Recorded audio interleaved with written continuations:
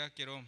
Quiero comenzar, quiero comenzar diciéndoles que es una responsabilidad enorme la que siento de compartir el mensaje. Siempre, pero hoy más porque le decía al Señor en oración que me ayudara a transmitir lo que Él tiene para ustedes, a transmitirlo correctamente.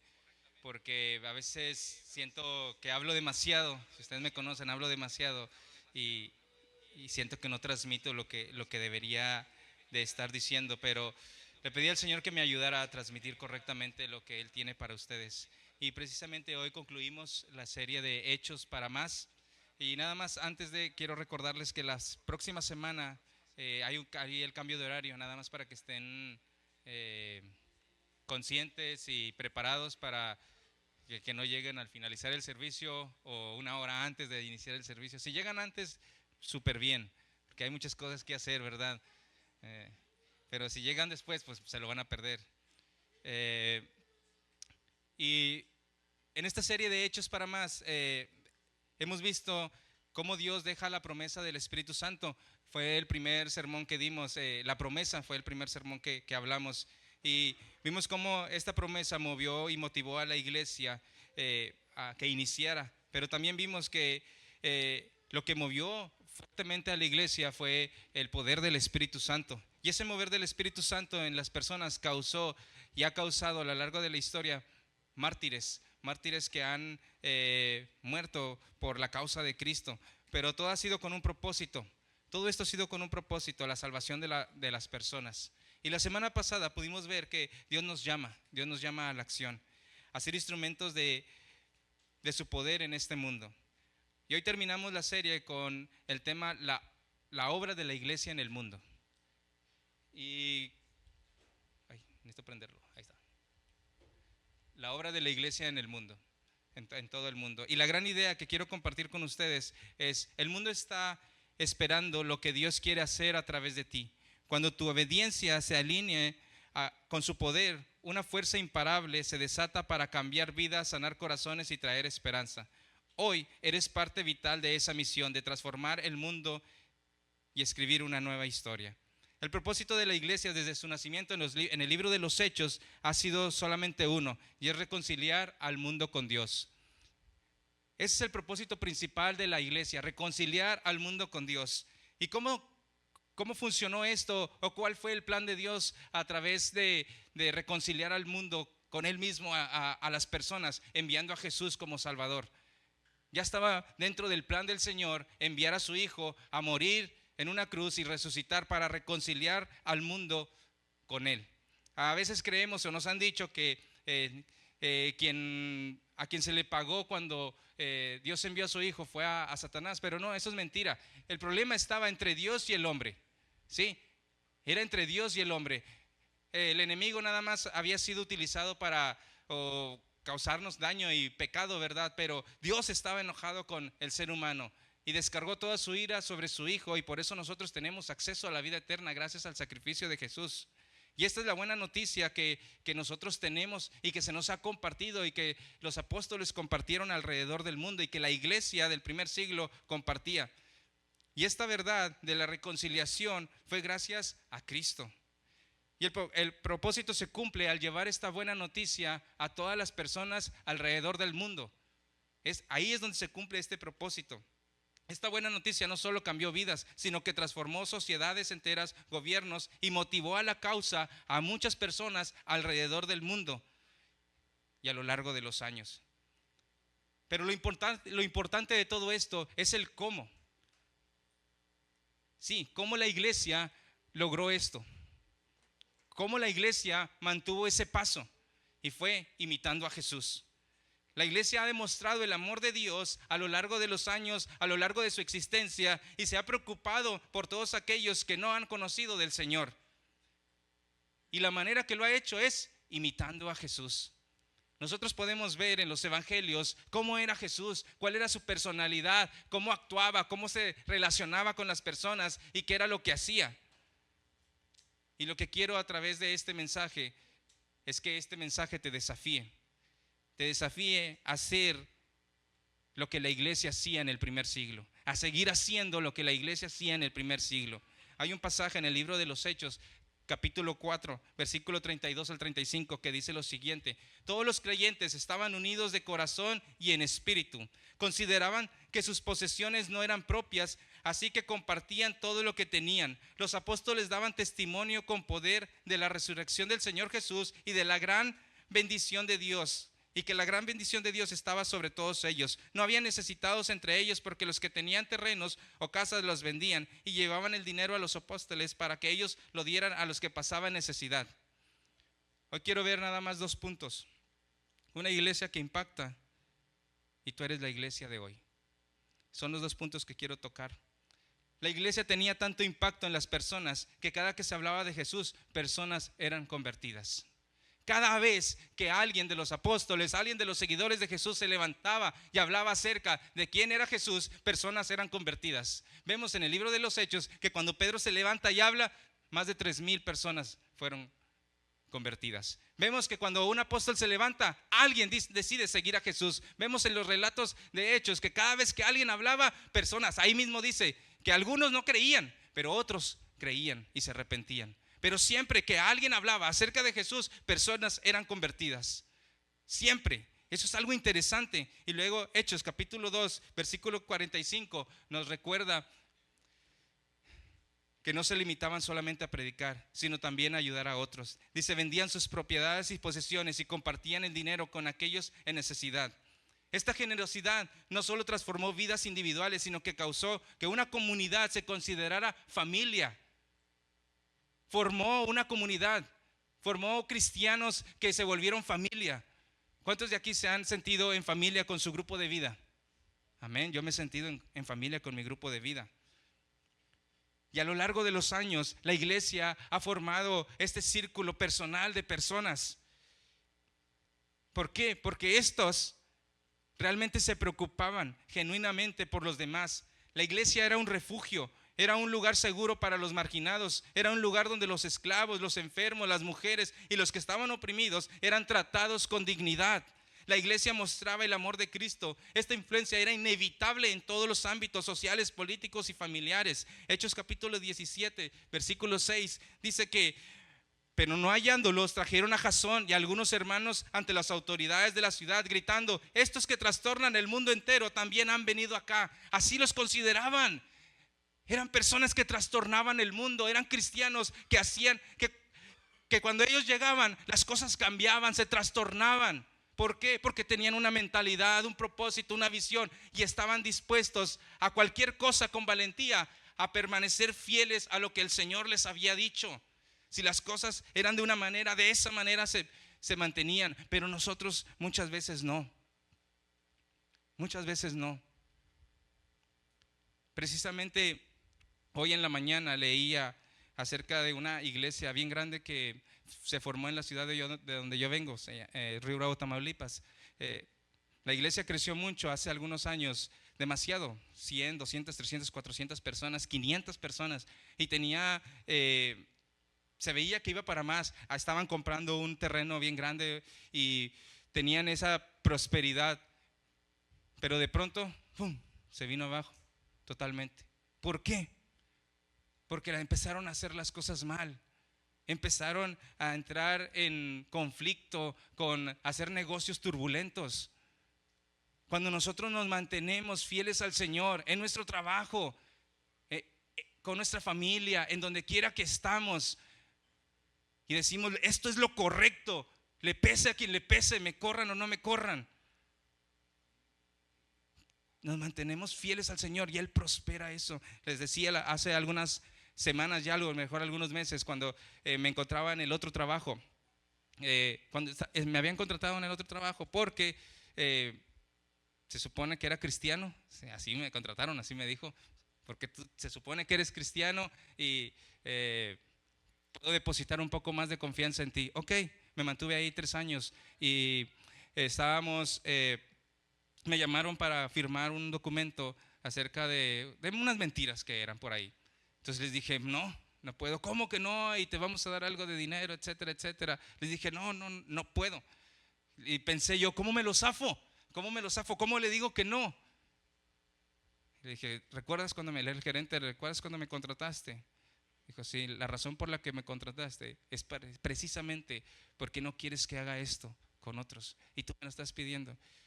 Se quedó viéndome y me dijo, pues te puedes retirar, gracias. Era la razón. Nomás es mantenernos fieles al Señor en todo lo que hacemos. La iglesia del primer siglo se mantenía fiel al Señor, y hacía las cosas como se debían, y entonces trastornaban el mundo, trastornaban las cosas políticas. Nosotros como iglesia no venimos a meternos en la política, pero influenciamos. Nosotros no venimos a postularnos para presidentes, pero influenciamos. Nosotros no venimos a crear huelgas, pero influenciamos en la sociedad, influenciamos en los hogares, influenciamos en nuestra familia, influenciamos donde quiera que estemos nosotros parados o donde quiera que tú estés de pie. Debes de influenciar para bien. La gente debe notar que tú eres un cristiano, que tú eres una cristiana, que tú eres una seguidora de Jesús o un seguidor de Jesús. La iglesia tenía un impacto enorme, porque su actuar cuestionaba la forma de gobernar, la forma de hacer las cosas, ponía en tela de juicio cómo se hacían las cosas, cómo se gobernaba, cómo se tomaban decisiones, cómo se hacía justicia. Qué padre sería que cuando tú te pararas enfrente de una situación, tuvieran temor, se sintieran nerviosos porque lo que están diciendo saben que no está bien y tú lo estás viendo. Que se callaran porque no quieren sentirse juzgados. La iglesia era un claro ejemplo de cómo debemos actuar y cómo debemos vivir, y esto era con un solo propósito. Todo esto tenía un solo propósito, un solo propósito. La iglesia trabajaba para un solo propósito: ganar almas. Dios envió a su Hijo Cristo Jesús para un solo propósito: para que personas fueran al cielo, para que personas se arrepintieran y tuvieran acceso a la eternidad. Ese es el propósito principal de la iglesia: ganar almas.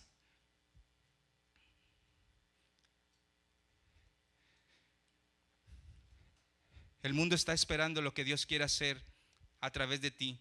Cuando tu obediencia se alinee con su poder, una fuerza imparable se desata para cambiar vidas, sanar corazones y traer esperanza. Hoy eres parte vital de esa misión de transformar al mundo y escribir una nueva historia. Cuando los seguidores de Jesús, los discípulos o cualquier seguidor de Jesús tomaba la decisión de ser obediente a la voz de Dios, cosas grandes sucedían.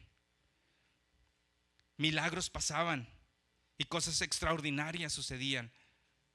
Los milagros solo eran una señal de que la iglesia estaba buscando el propósito de ¿qué? De ayudar a las personas a vivir una nueva historia con Dios. Hay una historia en el libro de los Hechos, capítulo 10. No le escribí, pero si traes tu Biblia, tu teléfono, acompáñame ahí. Hechos, capítulo 10.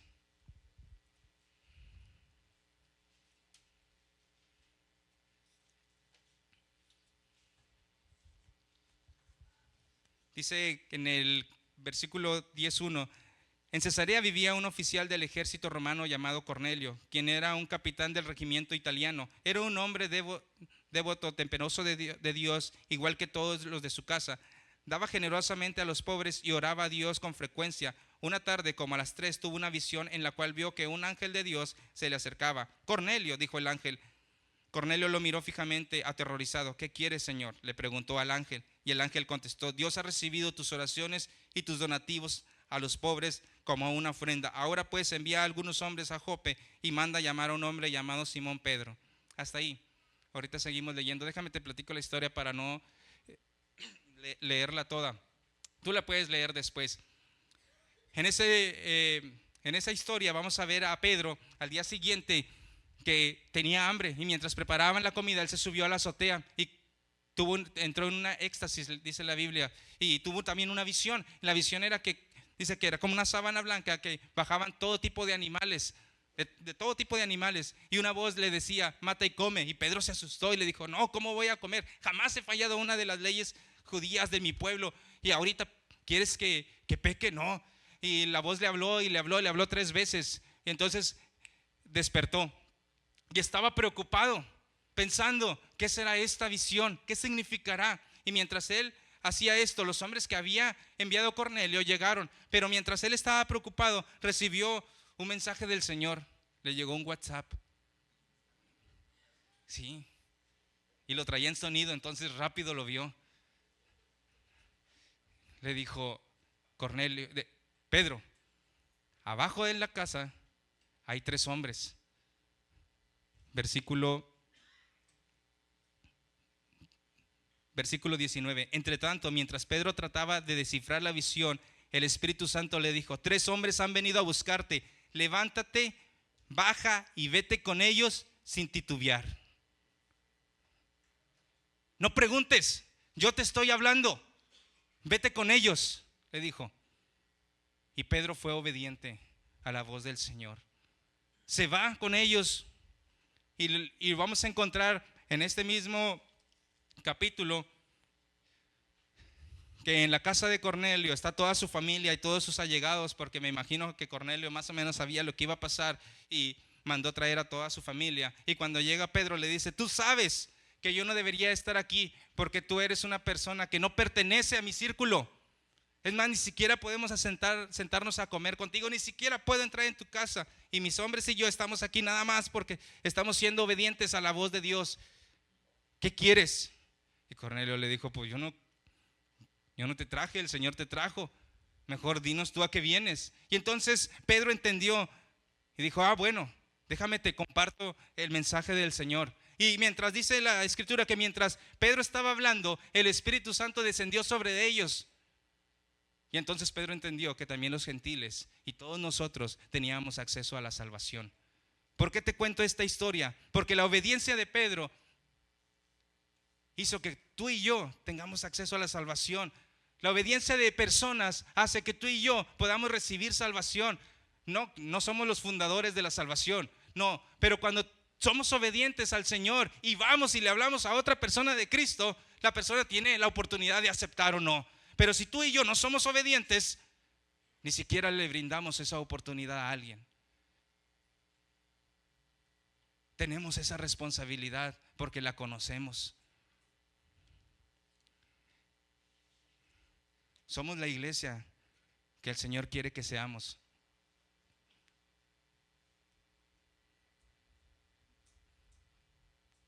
No apunté el otro versículo. 1 Corintios 3:16 dice, te lo quiero compartir. ¿No se dan cuenta de que todos ustedes juntos son el templo de Dios y que el Espíritu de Dios vive en ustedes? 1 Corintios 3:16. Y este es para que lo subrayes, este es bien importante.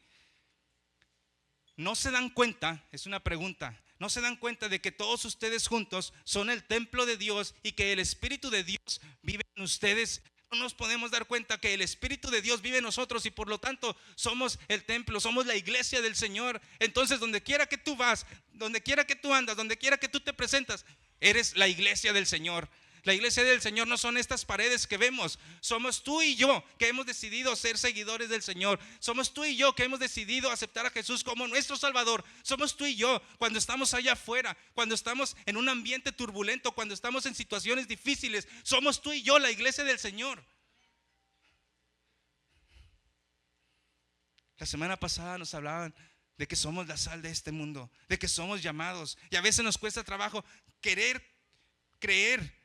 Porque sí queremos, pero nos cuesta trabajo poder creer que nosotros somos los que llevamos esta verdad al mundo. La iglesia del primer siglo estaba súper limitada. Nosotros tenemos acceso a muchas cosas. Ahorita venía en el carro, venía platicando con Mariela precisamente a eso de cómo eran los seguidores del primer siglo. ¿Cómo eran los cristianos? Ellos tenían que caminar y caminar. Nosotros tenemos acceso a vehículos y si no tienes un carro, tienes un taxi, pero puedes ir a la casa de tu tía, de tu tío allá, puedes ir hasta otra ciudad. Y ni siquiera tienes que hacer eso, solo es que levantes tu teléfono y le digas: hola, ¿cómo estás? Estaba pensando en ti. Quiero verte.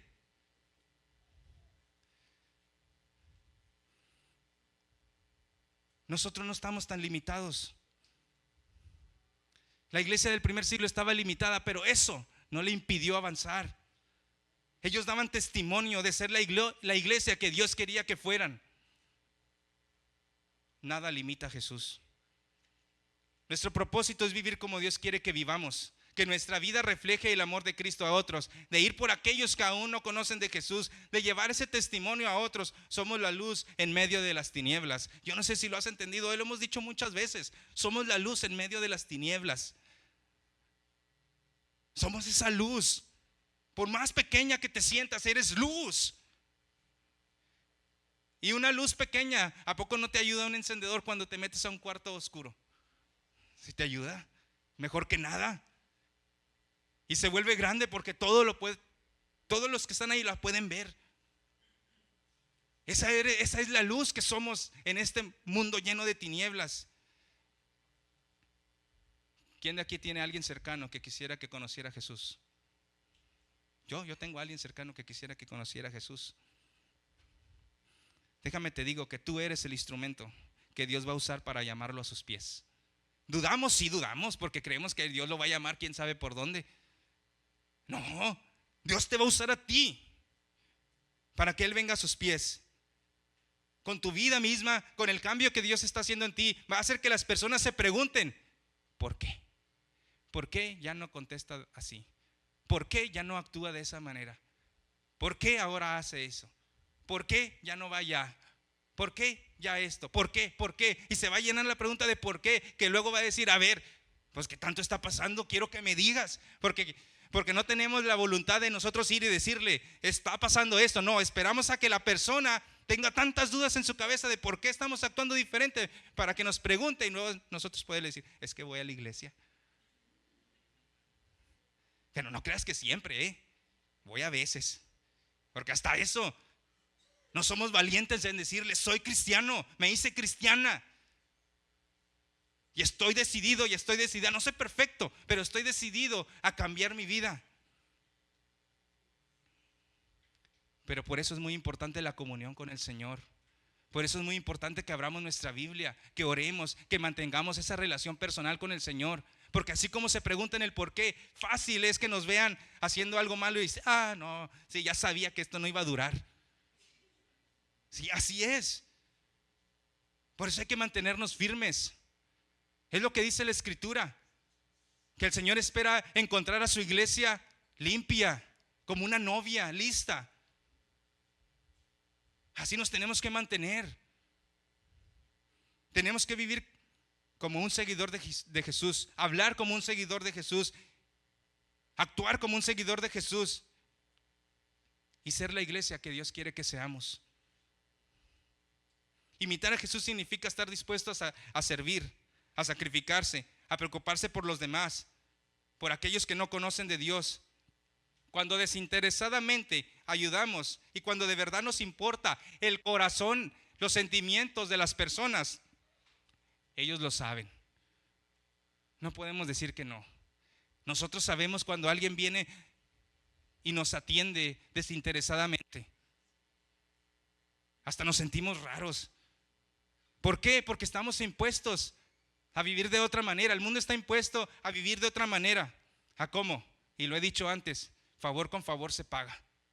¿A poco no? Así estamos impuestos a vivir.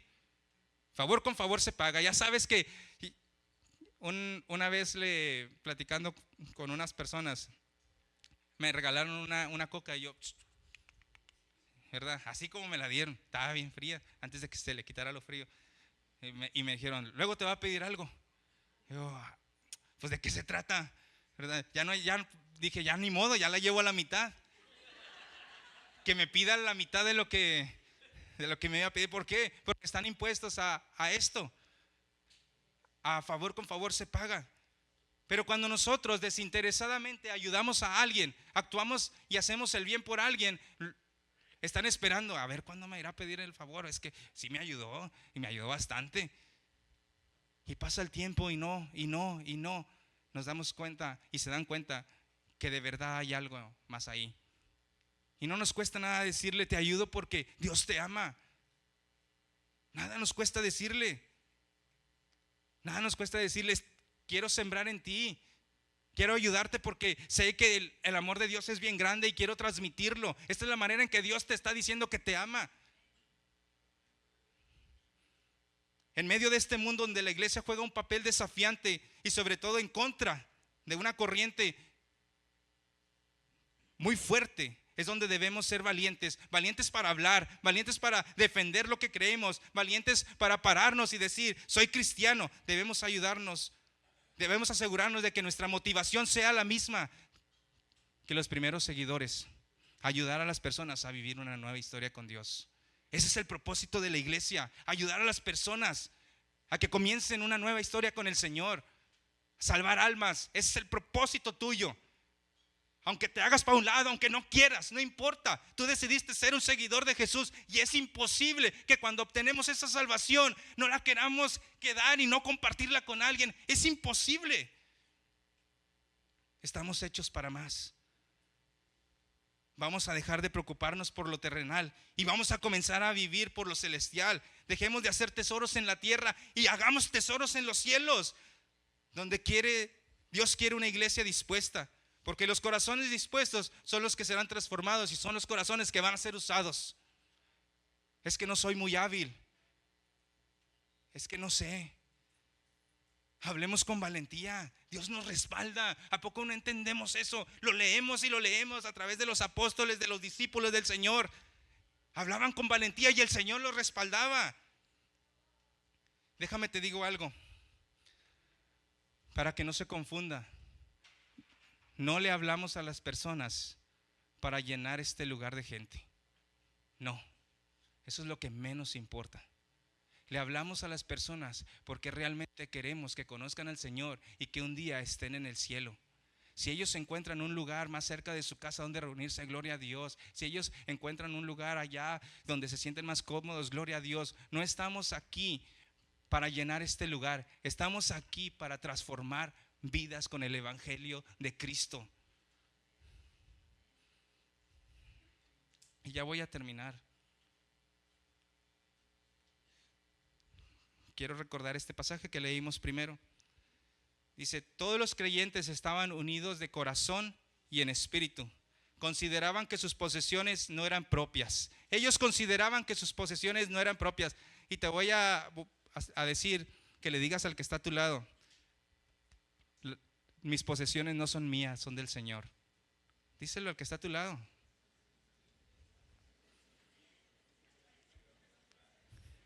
Dice, así que compartían todo lo que tenían. Dile, quiero compartir todo lo que tengo. Porque nos tenemos que adueñar de estos versículos porque son para nosotros. Dice, los apóstoles daban testimonio con poder de la resurrección del Señor y la gran bendición de Dios estaba sobre todos ellos. Dile al que está a tu lado, la bendición del Señor está sobre nosotros. No había necesitados entre ellos, porque los que tenían terrenos o casas los vendían y llevaban el dinero a los apóstoles para que ellos lo dieran a los que pasaban necesidad. No había necesidad en la iglesia del primer siglo. Y déjame te digo que por haber dicho esto, no vas a tener que vender tu casa ni tu terreno. No te preocupes. ¿Sí? No te preocupes. Lo que yo entiendo y que logro comprender y quiero transmitir contigo es que la iglesia del primer siglo escuchaba la voz de Dios y sabía la necesidad que pasaban y actuaban para ayudar en esa necesidad.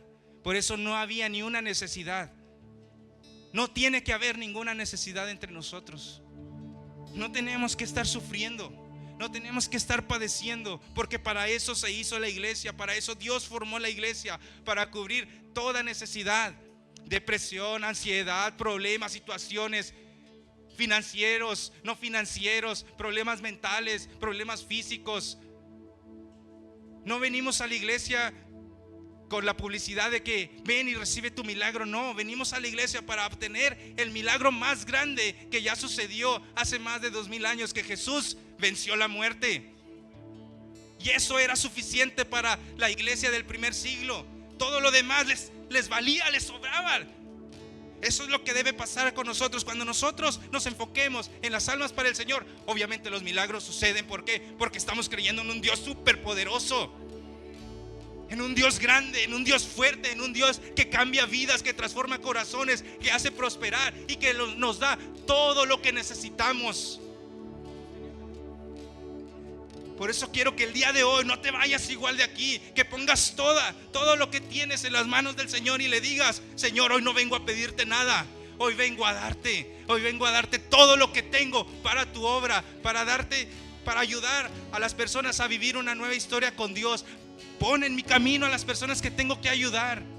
Pon en mi camino a las personas que tengo que hablarles. Pon en mi camino a las personas que tienen que escuchar tu mensaje. Porque no te digo que des todo tu dinero aquí, no, ayuda allá afuera a las personas que necesitan, y que de esa manera ellos van a creer en el Señor. No debe haber necesidad en la iglesia. Ponte de pie, vamos a terminar.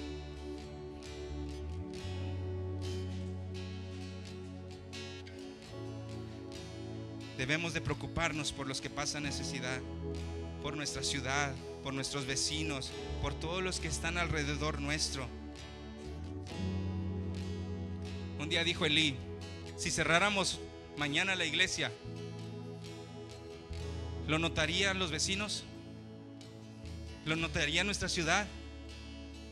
Si la respuesta es no, es algo preocupante.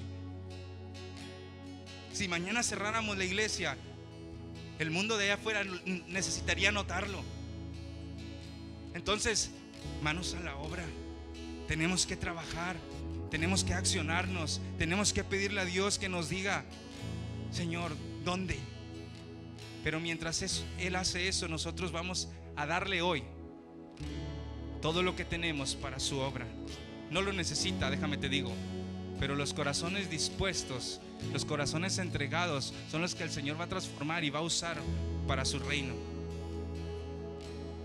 Si tú aún no eres un seguidor de Jesús, pero alguien te invitó a la iglesia, alguien te ha estado hablando del Señor y quieres aceptar a Jesús como tu Salvador, este es el momento. Para eso es la iglesia, para eso nos reunimos, para que personas conozcan del Señor. Para eso te están hablando, para eso están invirtiendo en ti. Es porque te aman, es porque sienten un aprecio impresionante por ti, porque Dios los ama y quieren demostrar ese amor. Entonces, si tú quieres aceptar a Jesús, lo único que tienes que hacer es venir aquí adelante, reconocer que no has hecho las cosas correctamente, pero que has encontrado en Jesús un Salvador y lo quieres aceptar.